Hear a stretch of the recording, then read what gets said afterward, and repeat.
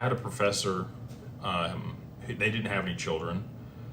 He did very well, invested in Apple stock and Amazon early on, and him and his wife traveled the world 3 times over on cruises. So they really enjoyed that. And then flying off somewhere, I'm into that. I like traveling and seeing new places and experiencing new things.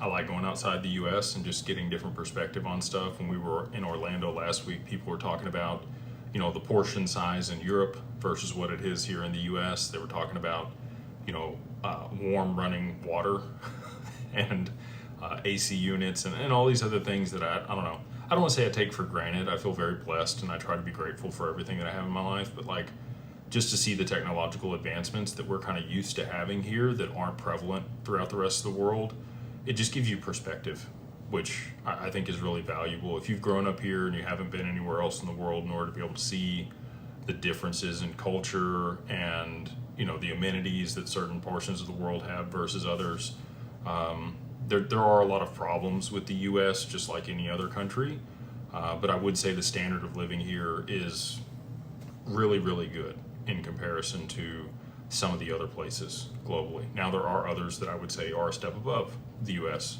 but that's kind of few and far between.